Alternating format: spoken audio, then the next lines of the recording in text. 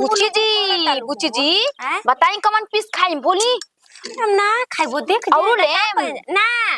ना देख जी त का कहियो जाहो हैं न मनै मार लुगु लुगु लिकाला तालू पागलाई लानी रौरा पागल बनी चुपचाप से बनाई दे बनाई या खाई रवा के तो बुझाते भैया नहीं कि किसी आता ना तो लिया के गइली तू हम कैसे छिपैनी के हां भैया हम भौजी के लिया के आले न त तारे के आगे जे मारे लागी हां चुपचाप रही रवा के तो बुझाते नहीं कि कुछ होती रही खाई जी जा हम ना खाई ना खाई डर लगता कि हम दे खा तो ही हम ना खाई कैसे करतनी जी मने रौरा खातिर नहीं कुल बनल बाटे ना नहर आइल बनी तो केकरा खातिर बनत आई के हमरा खातिर बनत लेकिन लुबुर लुबुर त तू काइले बालू खाई बुच्ची जी अभी कोई खइलहु नहीं खे अब कथा करे के सब खा कथा हो जी तब सब कोई खाई का हो गई जी और तुम्हारे का बेइज्जत करवा देम कोई क्या कही खाई पचा पर तू ही खा ला हम देखत तनी तब से ना खाई के ओह देह लगन उगन लागल बता साफा दुबरा गइल बनी नीक नहीं खिला खाई पहिन जाना न देख लही एक बार ना आज ये तो के सटा पटा मार के थरिया छिपा ध देवेला त एगो भौजी जे बात जानला लुबु लुबु क के त आइलू चाची के लड़की के कल रही आवे खातिर आ गेलू तू मान ला को बीमार हो गइल शादी बियाह में थकल रहे त ना पहले सूत गइल त तू ही लुबु लुबु आ गए गाड़ी में पट दे का बैठ गेलू हैं भैया हमार पना खिसियात रह हमारा मेरा और चाची के लड़की में का अंतर बा बोली ना का अंतर बा हो एगो तू शादीशुदा दू लड़का का माई आ कुंवार एके लग जाई हैं खरगो बुच्ची जी ना खूब बोली ना पटा पटा पटा पटा खूब जबान चलेला बनल बजी और लेबू एक पीस बनल बजी बुच्ची जी ले अभी ना शुरू खा ले ला पैक करके रखियो ल किस बनावता लू के बनैले बजी हाथ ना चटक हलवाई आई रहे इसमें अपना चटक बनैले बा डर लगता हो बे अकेला बारी पलंगवा के नीचे रख दो मत ले जा चुपचाप खा रहा था पलंगवा के नीचे करतरू आहा बना के धो देले बड़ा देखा जाने कितना प्यारा लगता है ऊ कहां ढुका बतानी ओए हे रामा कहो ए हम नहीं के खान भौजी बुखाइला भौजी बुखाइल भाई तो थरिया का कुछ मन हम देखले ना हम आनहर हई हैं आनहर हई ए महाराज से काहे बोला बानी थरिया तो हो देखा बा ए महाराज हई का हई का हई अरे जाची इनका घिनो ना बरला का हो भौजी आय लजाता है झूठुआ के आता ना कैसे बोला तारी ये राहुल हीरा गोलो ही में लिंगा फटकू ले दा जा दो हम नहीं बो मी कुल के चक्कर में त मी कुल भुलाइया को इनके के कहला खाए के हैं ए महाराज भूख लाग रहल हां ए महाराज भूख लग रहा त हमनी के नियम ना घर के ना के पहले मेरा आरू खाला सन ऊपर से हितनाथ में के रोज सबके काट के देला जी जायद ही तनी माफ क दिन हैं के काट के देला के कहला सा हां ए घर में तारा रहे के पन हो त नियम कानून सिखबू कि ना सिखबू सीखो कहिया तो प्याज ना दे कहत रही कि ना कहलू प्याज ना देबा पोलाव ना देबे दे दियो को पियाज आवा आई कोका पीस लेके बैठल बजो अभी कितना आदमी के खियावे के बा ए ही तनी रौरा त गजब बोला तनी महाराज इतना त केते बोलल जाला ना तारी बोलेगा आय के तरी बोलल जा तनी बताई ना हमरा के रौरे सिखावला भल बनी मालकिन का जदी ए ही तनी कने न दबो खाई निकाल दे हम जूट काट ना खाई ना अब घर में जन डुगी का तैयार हो जा त ना खाई रवा सबे लीजी धरी अनगाहे बा का हो इतना ना खाइल बनी लुबुर लबर काल बालू हम ना जानत रही बाद में खाई जा पैक होइसे डुगी डरामा बुझाइल जाए आवतन हम तो जाते ही बनते तो सोझा पैसा कनिया ना हो तारा के हैं के कुछ जीरवा ससुराल बनी कुल अपने त खाते रहो हमरा के खियावे लगा नौकरानी बन के थोड़ी देर बन के हाथ ना डराता नहीं बोली काहे इतना डराता नहीं बोली ससुरा ना हमारा कि नहीं यार कि जब जहां मन करता हम बैठ के खाए लगी जब मन करता तब खाए लगी चुपचाप रही खाए पहले हाथों से आयो दादा डर लागत। ऐसे तो मांस नहीं से चढ़त, ऐसे नहीं से चढ़त। साफा थी भइल बानी त खाई इतनी इतनी 2-3 बार कने तो उठ के चल गलियो। अजीब चीज मारते, ये चीज से खुशी बाकी अब कोई ना खाई, हम नहीं खाइम जानो। तार त पेट में ललाइनी में मरले बानी। ये कब न कह सके ना खाई त हम ही लेके बैठ जाई। ओहो खा के नींबू पानी पीही, और दूध धइल बा 1 घंटा बस सधावे के बा। तू धावा उनका मामी जी की लड़की लड़कावा खातिन ह। ओ तरह नहीं गरमा उतर नहीं जा सुनानी ह। इतना तक सब माफ होला। जाके तू मुंह लगा के पी लेबू। का हो जाई? मुर्गा मछली के साथ में दूध ना खाई जाला। मुर्गा के साथ, मुर्गा में से दही डाल के बनेला जी। कौन जमाना में जिए तनी मछरी में ना खाई जाला। ए ही तनी तनी प्याज ले आई ना महाराज, रवा सब का त कैसे आदर भाव करे के बा बुझाते नहीं खे। पर लेग पीस ले ना ले ला तू ही ले ली ना हो अभी कोई नहीं के बे खेलवाड़ी जो अबर कोनो चीज करतन ते बेर हमरा के दाब देता नहीं धके। जाइए जी से उठ के घर में। साला पहले के कलेवा होत रहे, चाहे अभी कलेवा जाला तो ओकर भाई बाप जाला, चाहे ओकर मौसी के लड़का जाई, हैं मरद में केहू जाला। ई देखत त का रे त हमर भौइया के ओकर भौजाई आइल बिया, ई कौन कलेवा लेके आइल बिया? जो रे तेरा जे कही के कोना कुल खानदान के आगु से तोहनी के रे साफ एकदम नया वर्जन चेंज कर देली साफ। तनिको माने जात पात ख्याल नहीं करने के माने का हम बानी, कोना कुल खानदान के बानी, कैसे बानी, कहाँ जाए के बा, कहाँ बैठे के बा। है पहले के आदमी रहन की बेटी घर ना जात रहन बिया क के का हो गई? का हो देखा हो का देख का भाई का देखी का है हैं? का है बुझे दा कि तार के कोई ठीक होइले बा, टेंशन भइल बा काम जे तार बुझे ता कि कैसे बुझे अगर अगर कोई जाबो कोइले तो भैया टेंशन ना होई, हमारा टेंशन बा। तो का बोल बताबो का का है कितना कर्जा ले लेबो बिया में भराई ना कर्जा के बात भाई जा तार हाँ। मेहरारू के भौजाई है जे का करे थामे खतियल बिया, चौथे खतियल बिया, बोलो ना। तो हम ही कहनी मान लिया क्या वो भौजाई के वो सुनते बहुत अपना मने उने लोबो लोबो लोबो लोबो जागुल गाड़ी में बैठ गइले। ये साबित होता कि ओकरा घरवा के सब उहे हुए नस्करते हुए सब मर्द मर्द में भेड़वा हुए सब तब नु मेहरारू वाले भी करे वाले के अब हाथा ना चिल्ला चिल्ला जनवावो जे तो जानू ताइल बिया भौजाई तो ओकरे ना शिकायत होई, हमनियो के शिकायत होई। हमनी के गेट कैसन खानदान के लड़की ले आ देलसन अपना घर का शिकायत होई हो ना कोई ऐसा कैसन घर खानदान के लड़की ले आ देलसन ना बोली ना चिल्लाई हम ना नो जे चुपचाप मुंह में रुआ लगा के सुता रही हम तो नौटंकी करल गो सही तू तो मजे में बड़ा भैया, देखो तू मजे में तू बड़ा कह ऐसा ऐसा बात कह हाँ। ये कुल बात कह हमार ई नहीं के बुझे त कहां कितना देबे के बाटे हर हिसाब कह के अपन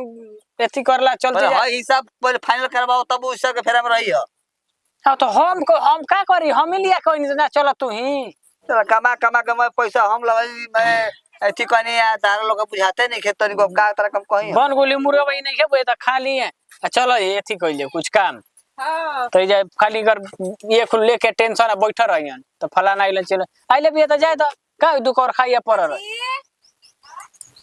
ए जी बोलो बोलो तो बोलबो ना करबो मौगियो ले का रे काहे जुका बठुल हत्ती जी हत्ती ऊपर ले नहीं ऊपर काहे किसे बनी क्या ना खिसियाई काहे मन ना खिसे भइल का बा खिसिया मेरा रे वाले दाल दूरा लेके खिसिया हैं ए ई त कम बा खिसिया वाला बात एकरा बाद अब कहतनी हम जननी मुर्गा तू कहबो तो ऐसे कुल बतिए कोई कही मुर्गा बनल हा कि लइका चार आदमी एहन त खइहन पियन सब कोई खाई पी रही आज कलेवा आइल बा पहिला ही तार मेहरारू आ तार सास कहतन है भौजाई ओकर हां बैठ के दुनु आ मार पहत के पहत हिसाब लगा रहल बैसन ठीक बा और ना बनल बन अब बोला का कल जाए एकरा बाद तो हां हम का बोली हो हमारा के फिर का बोली हम का कौन बोली बतिए में हमारे के डालत हो लगा रहो आदमी तार जुट देखो। तार मेहरारू के आ तार सरहज के ना खाई आ लगा रहो तो हम अलगा हो जाई हम आजू ले ना तू सरिया अपन रहन चल देखा ये गोलो कता ना का लोकी तो एगो हम ही मैंने कहत रहे बियाह करे के तो ना जब कइला तू जा तो का ना करेला जब तू सही रहतीस न हैं ऐसे ना होइते तो हम कहला त खा लसन हो इहो बात हम ही कहलानी प्यार से हम कहीं ना गया तो छोट हमारा हो भैया हम कहीं हैं तो अब अल्लाह शर्म बा मैं छोट होके भैया हमारा के खुद भैया कहता है तब तू जाके डटबे बोलबे तो ना ओकर मजाल बा गुजर के लजवती दम भ लजवाई क्या बचे तो अब लजवाई हमरो माथा तो नहीं कर बजे नहीं कर बजा कौन उपाय बारे हैं कौन उपाय बा खदरे के कौना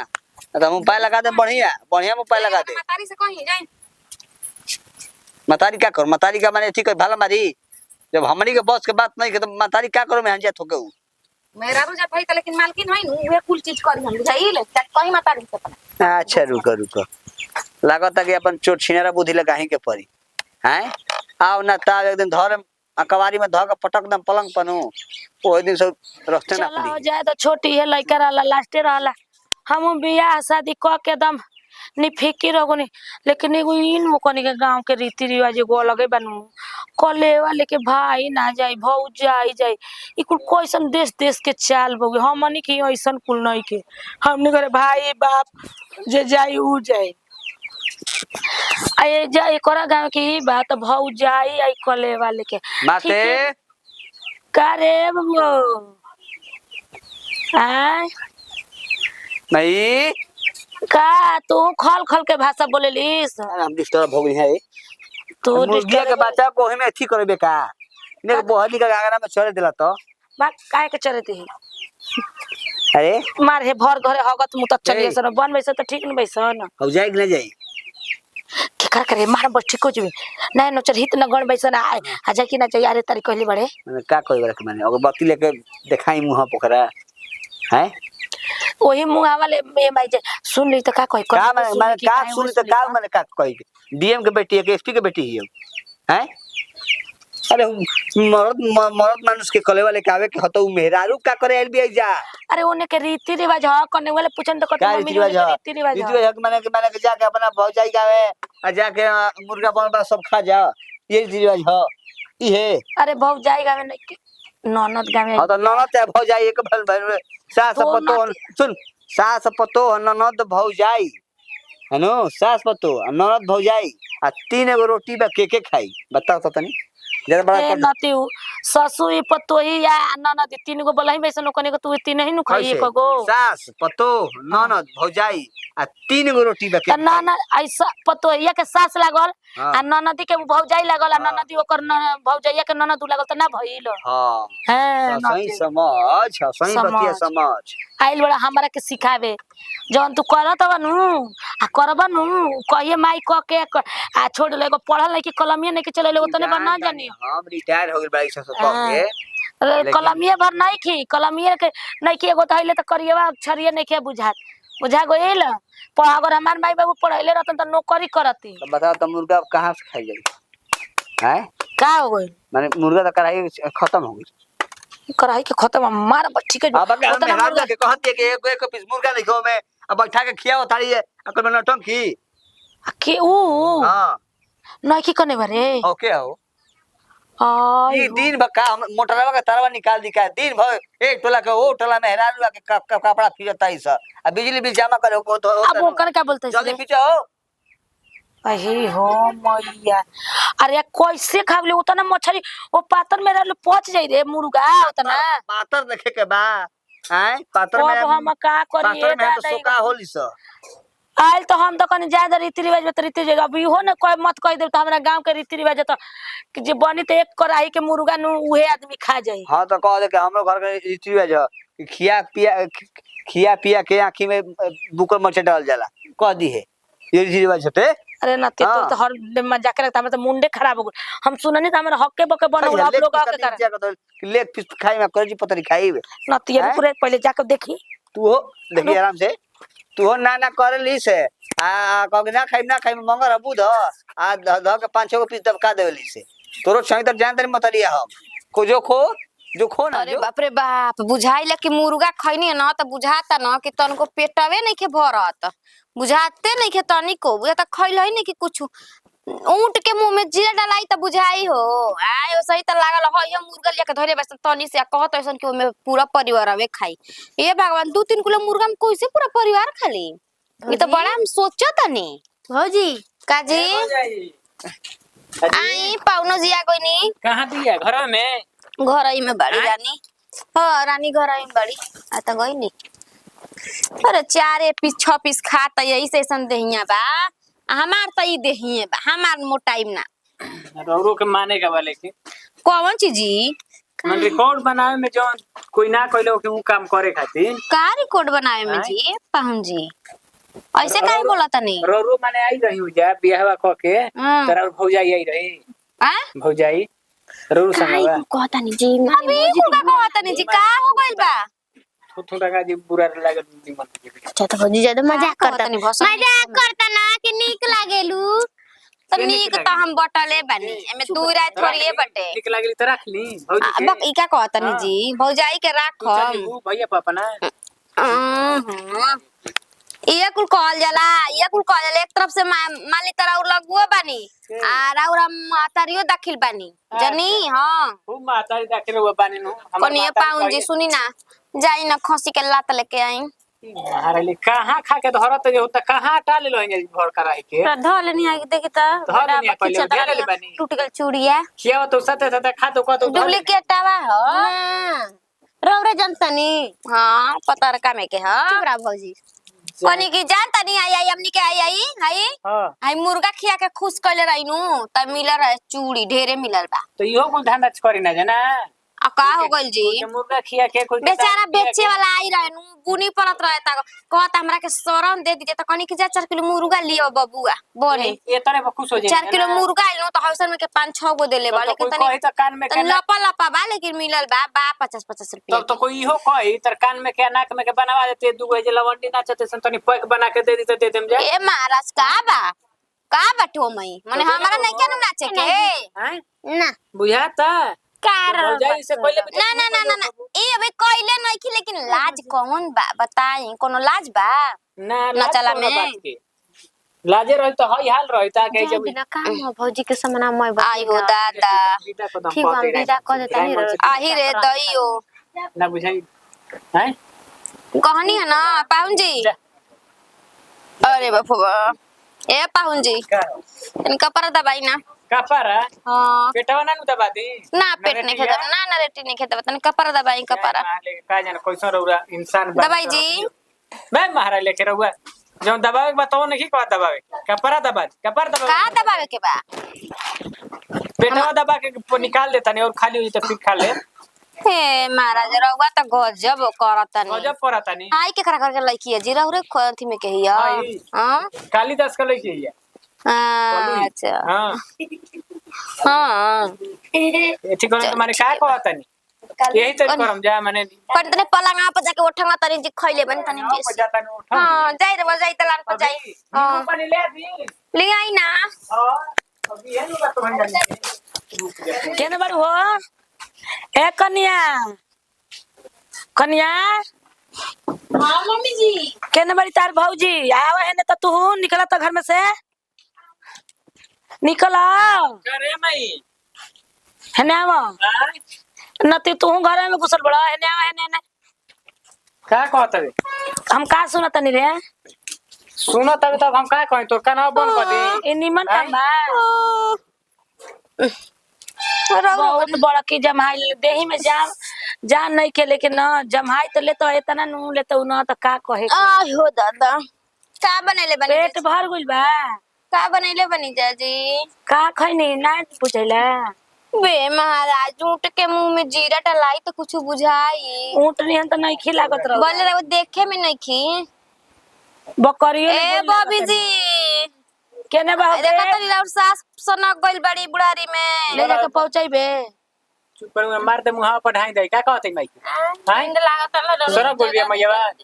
तो नकल बिया का हो गइल जी मैया का हो? बिया तार भौजाई कहता है का इनके के नहीं खुशी खैले का हो गइल ना भेजबे जले ये इज्जत उतरवा आइल बड़ी चल जी हां भौजी दो दिन और रह तार भैया तो सर पका दो ना भौजी कौन ठीक बा ठीक है कहता नहीं जी ठीक है नु कहता से छोड़ देले पो हाय ये नया नचर आ विदाई भइल बुगा तू आइल बड़ू आई पीछे पीछे लगो रही ना भैया अच्छा तो चलत ही हे घर ले हो घरे आज का चटनी हो अरे वो सब तो ऐसन बतियावा तनी चाटे ले जा चाटे के खा के मैं खत्म कर देले कराही अभी चाटही के बतिया ओ करे के नु कहतनी बाबू आई के बोलत ल कि ना टिकरा कहत कहनी हाँ। ये मुर्गा भात बनले कुल सुनी ना खत्म हो ये गइल। महाराज कितना वो सब बचबचाता जे ऐसे तरह वो सब ऐसन बानी जा